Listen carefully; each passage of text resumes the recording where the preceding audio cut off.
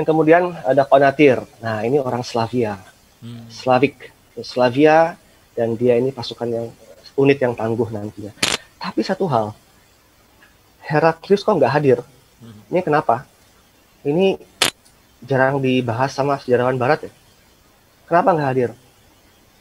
Lah, lantas apa? So what gitu kalau nggak hadir? Oke, kita lihat. Yang pertama, Heraklius itu satu dari sedikit jenderal Romawi Timur yang selalu hadir dalam pertempuran memimpin langsung.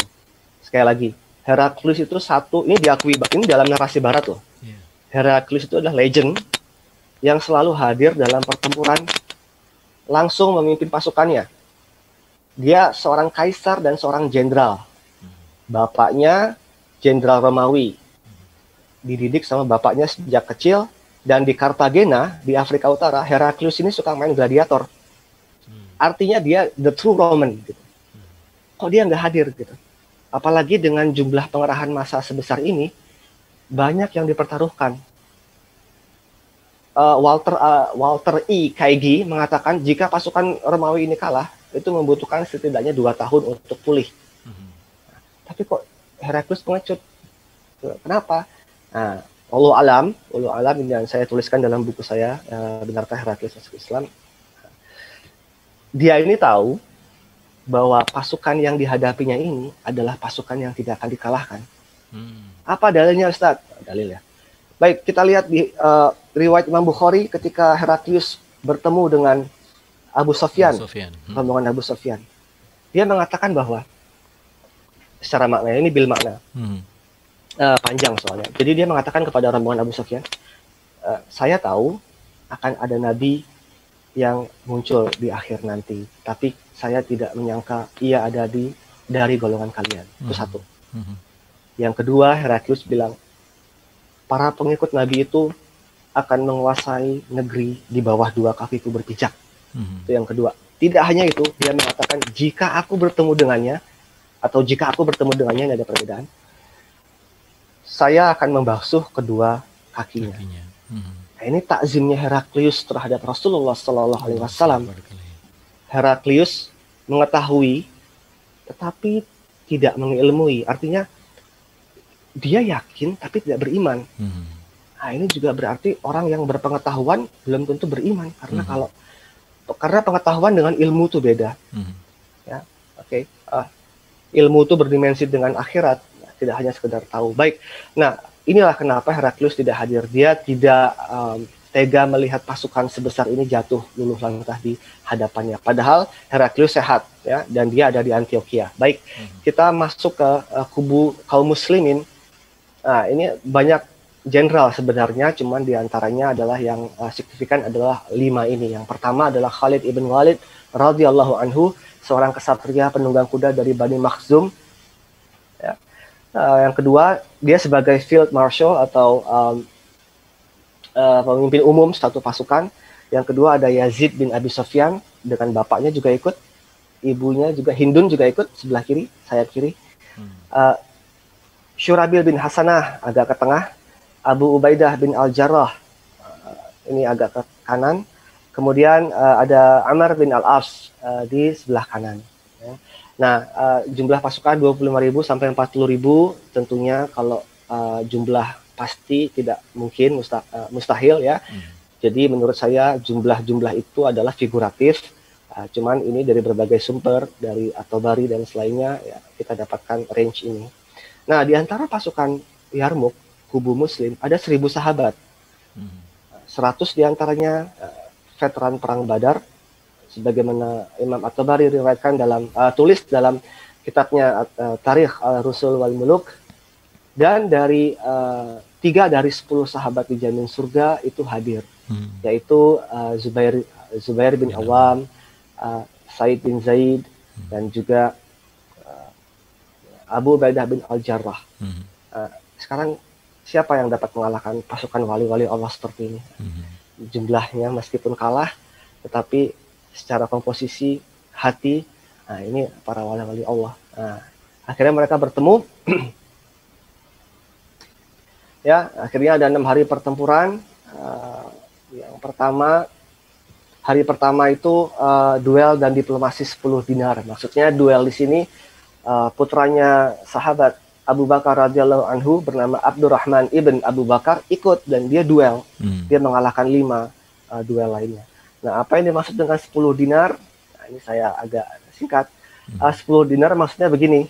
Si Fahan ini masih mengira bahwa pasukan muslim itu lapar gitu. Jadi dia bilang, udah ente anak kasih 10 dinar. Masing-masing pasukan pulanglah ke sana, ke Mekah, ke Madinah. Nanti tahun depan balik lagi. Nanti anak kasih 10 dinar lagi gitu. Marah, Khalid marah. Ini marahnya sangat epik. Tapi riwayatnya masih diperselisihkan, jadi nggak saya kutip. Ya, tapi ada dalam Al-Waqidi. Nah, hari kedua, hari pertama bertempur, oke lah. Terus menjelang maghrib mundur. Hari kedua, Romawi itu pengen out of the box gitu. Karena dalam kitabnya Strategikon, nah, kitab Strategikon ini adalah kitab panduan perang Romawi yang ditulis oleh Kaisar Mauritius. Kitab ini berisikan tentang manuver, taktik, strategi, dan juga karakter perang bangsa-bangsa musuh Romawi dari Avar, Slavia, Bulgaria, dan lainnya. Tapi satu yang nggak ada dalam kitab ini, yaitu bangsa Arab. Ya memang karena bangsa Arab tidak pernah tercatat dalam peperangan Akbar melawan Adidaya. Tidak ada dalam manual ini. Nah, menurut buku atau kitab manual perang Bizantium, dia bilang secara makna, seranglah di kala pagi, sebab ia akan memberikan elemen kejut, akan kocar-kacir. Nah, ini si Fahan orang Armenia tadi, oke, kita serang pagi. Nggak taunya yang dihadapin tuh kaum muslimin. Pagi-pagi sholat subuh, ya, berzikir, zikir pagi, membaca Quran. Justru di waktu subuh itulah waktu berkah. Malah awas, benar saja pas ketika Fahan menyerang, justru yang kaget malah Romawi. Loh, kok mereka udah siap ini antisipatif gitu. Malah ya kejutan gagal, makanya akhirnya mereka yang terkejut gitu. Hari ketiga kritis di sayap kanannya, seperti biasa. Hari kedua maghrib selesai, artinya kalau sudah menjelang senja sudah mundur kedua pasukan. Hari ketiga kritis di sayap kanan. Nah, ini yang tadi saya bilang pasukan kontingen Slavia dari Konatir. Nah, Konatir ini Bucinator, kemungkinan dia adalah gelar. Dia menyerang sayap kiri, menyerang sayap kanan kaum muslimin yang dipimpin oleh Amr bin Al-As, hingga Ammar itu mundur ke belakang. Akhirnya sampai mundur ke tenda wanita kaum muslimah. Kan logistik ya, dan tenda-tenda wanita itu kan di belakang barisan. Jadi zaman dahulu mereka kalau perang bawa anak, bawa istri. Nah, akhirnya kaum muslimah itu memberi semangat, bahkan marah-marah gitu. Akhirnya pasukan sebelah kanan itu melihat kaum muslimah marah-marah di garis belakang, balik lagi. Jadi memang kayaknya marahan istri itu lebih serem dibanding Romawi kayaknya. Jadi langsung balik lagi ke kanan. Akhirnya Khalid melihat situasi sebelah kanan, dia membawa pasukan elitnya, ada 4.000 pasukan berkuda dari Irak juga dibawa. Akhirnya membantu Ammar, pulihlah sayap kanan. Oke, hari keempat. Hari keempat ini anak panah menghujam mata. Artinya apa? Satu penunggang kuda Bizantium itu membawa 40 anak panah.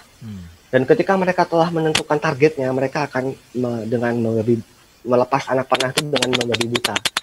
Nah, hingga akhirnya 700 pasukan muslimin itu kehilangan matanya, termasuk Abi Sufyan, ya, kehilangan sebelah matanya. Nah, tapi akhirnya mereka tetap bertahan. Nah, hari kelima, hari keempat ini ada kisah menarik bahwa Ikrimah ini wafat, ya. Jadi Ikrimah ini terkepung, tapi dia berbaiat, siapa yang membaiat saya dan kita untuk berperang sampai mati di jalan Allah. Nah, akhirnya beliau wafat. Jadi Ikrimah bin Abi Jahal, ini anaknya gembong, tapi beliau putranya sahabat. Ini sahabat kecilnya Khalid.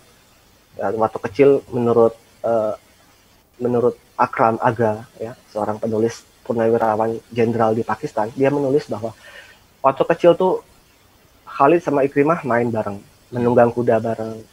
Ketika mereka memusuhi Nabi pun mereka bareng-bareng. Bahkan ketika perang Uhud,